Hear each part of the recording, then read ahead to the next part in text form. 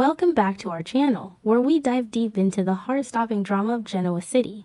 Today is a thrilling day to dissect the explosive events unfolding on our favorite daytime canvas. Let us immediately transition into the harrowing nightmare that has consumed the Newman family in the scorching deserts of Las Vegas, where survival hangs by the thinnest of threads. The arid, unforgiving landscape of the Nevada desert has long served as a graveyard for secrets, but nothing could have prepared the viewers for the apocalyptic nightmare orchestrated by Matt Clark. The abandoned gas station has been meticulously transformed into a sinister tomb designed to swallow the Newman family whole. Inside this suffocating prison, the air is thick with the scent of gasoline and the metallic tang of impending doom. The rhythmic, merciless ticking of a hidden detonator serves as a morbid metronome, counting down the final seconds of four intertwined lives. Over the crackling loudspeaker, the maniacal, triumphant laughter of Matt Clark echoes through the cavernous space, a chilling reminder of the historical trauma he has inflicted. At the epicenter of this impending catastrophe lies Nikki Newman, a man utterly broken by a treacherous combination of physical poison and psychological warfare. Having unwittingly consumed a tainted batch of fentanyl meticulously planted by Matt, Nick's towering physical presence has been reduced to a trembling, incapacitated shell. The Narcan administered earlier by Sienna Bacall may have restarted his heart, but it thrust him into a violent, agonizing state of immediate withdrawal, leaving his nervous system entirely shattered. As he lies on the unforgiving concrete floor, his vision blurring and his chest heaving with every ragged breath, Nick is forced to confront the absolute rock bottom of his secret addiction. The formidable Newman heir, usually the pillar of righteous strength, is now entirely dependent on the brother he has historically distrusted. Beside him, Adam Newman is trapped in his own suffocating purgatory of guilt and desperation. The complex, often antagonistic bond between the two brothers has been stripped down to its rawest, most primal core. Adam stares down at Nick's deteriorating form, haunted by the crushing realization that he had actively encouraged Nick to consume the drugs, believing it was the only way to stabilize him for the impending confrontation with Matt. That tragic miscalculation now weighs on Adam's soul like an anvil, a heavy burden of responsibility that threatens to break his usually unshakable resolve. Adam's hands, battered and stained with the grime of their captivity, desperately try to keep Nick conscious, his voice a hoarse rasp of encouragement and terror. A few feet away, chained to the unforgiving architecture of Matt Clark's twisted game, Sharon and Noah Newman endure a psychological torture that defies comprehension. Sharon, a woman who has historically survived the darkest depths of Matt's depravity, is forced to relive the most harrowing chapters of her past while watching the father of her children slowly succumb to a chemical execution. Her maternal instincts are screaming, a visceral, agonizing symphony of helplessness as she strains against her bindings, her eyes locked on Noah. Noah, fiercely loyal and profoundly traumatized, fights with every ounce of his youthful strength, his heart breaking at the sight of his father's vulnerability and his mother's tears. Just as the ticking detonator reaches its terrifying crescendo, and the heavy shroud of hopelessness threatens to extinguish the last remnants of their fighting spirit, the universe violently course-corrects.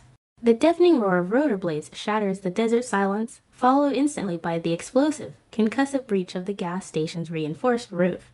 Debris rains down in a chaotic, cinematic symphony of destruction as a tactical special operations team descends into the inferno.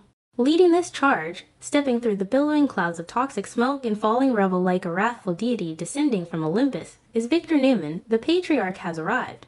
His face is a mask of cold, unyielding iron, his eyes burning with a fierce, protective fury that eclipses the encroaching flames. Without a single moment of hesitation, Victor plunges directly into the thickest, most suffocating concentration of the acrid smoke, his imposing figure cutting through the chaos with absolute authority. He bypasses the tactical operatives, his singular focus locked onto the crumpled forms of his two sons. He reaches Nick and Adam, his large hands gripping them with a desperation that speaks volumes of the unspoken bond he shares with his heirs.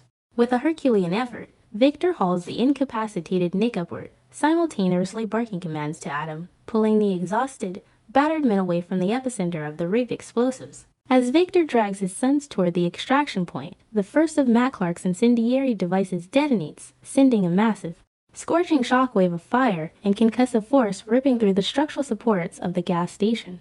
The blast is deafening, a monstrous roar of consuming heat that threatens to incinerate everything in its path. In a split second of pure, instinctual heroism, Victor pivots, using his own body to shield Sharon and Noah from the deadly spray of shrapnel and searing flames. He physically forces them forward, pushing them with unyielding momentum toward the waiting armored extraction vehicle that his operatives have secured. The camera captures this breathtaking tableau as the family tumbles into safety just as the building collapses in a spectacular fireball. Standing at the threshold of the armored vehicle, bathed in the eerie, flickering orange glow of the burning wreckage, Victor Newman does not flinch. He turns slowly to face the towering inferno that was meant to be his family's funeral pyre. His posture is rigid, his silhouette stark against the flames, radiating an aura of absolute, terrifying menace. In a voice that cuts through the roaring fire and the chaotic shouts of his security team, Victor issues a chilling, irrevocable declaration. He proclaims to the burning desert that Matt Clark has not merely failed. He has signed his own gruesome death warrant. The protective father has instantly metamorphosed back into the ruthless corporate warlord, mobilizing his limitless arsenal. Miles away, yet agonizingly close to the perimeter of the blast radius, Sienna Bacall stands paralyzed by a horror that defies description. Having risked her own life to deliver the life-saving Narcan to Nick, she had retreated to the shadows, hoping against hope that her intervention would be enough to turn the tide. Now, as the massive shockwave rattles the desert floor beneath her feet and a towering plume of black smoke and fire paints the night sky, Sienna's heart plummets into an abyss of despair. She watches the inferno consume the structure, her mind racing with the terrifying assumption that Nick, Noah, and the rest of the family have been instantly vaporized in the blast. Sienna's hands tremble as she clutches her chest, entirely unaware of Victor's miraculous extraction. Meanwhile, speeding away from the scene in the deceptive safety of the desert darkness, Matt Clark is intoxicated by a sickening, psychopathic euphoria. Monitoring the detonation from a remote distance, he watches the fiery destruction of the gas station with a twisted, triumphant grin plastered across his face. In his deeply disturbed, delusional reality, he has achieved the ultimate victory. He believes, with absolute, unwavering certainty, that he has successfully eradicated four key members of the Newman dynasty, settling decades of historical grievances in one blinding flash of violence.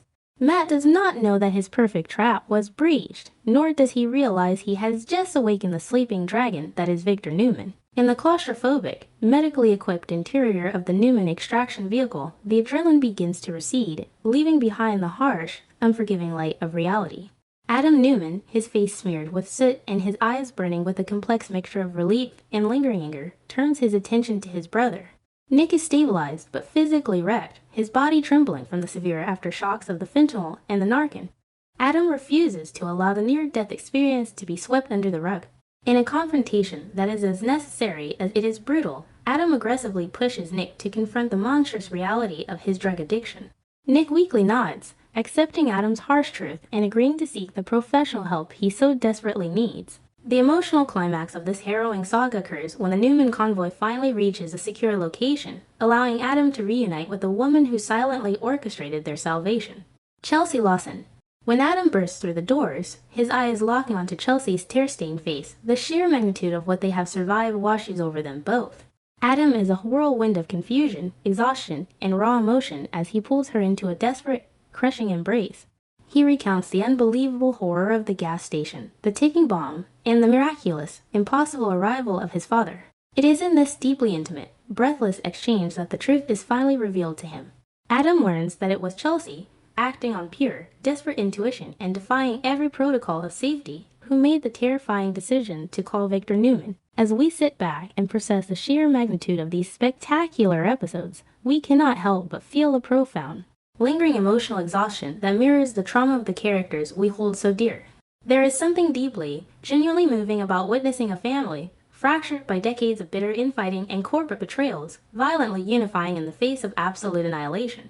We felt our own hearts pounding in our chests as Victor plunged into the flames. It was a visceral reminder that beneath the tailored suits and the ruthless business acumen, the primal, unconditional love of a parent remains the most powerful force on television.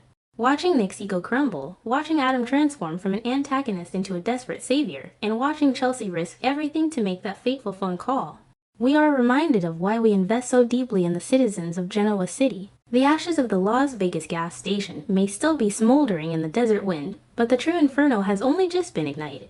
Matt Clark is currently running on borrowed time, dancing in the deceptive shadows of a false victory, entirely ignorant of the massive, unstoppable Newman war machine that is currently locking onto his coordinates. How long will it take for Matt's sickening grin to morph into absolute, paralyzing terror when he realizes Victor Newman is hunting him? And as Nick embarks on the grueling, agonizing road to recovery under the strict, watchful eyes of his family, will he find the strength to conquer his inner demons? Or will the trauma of this explosive nightmare drag him back into the abyss?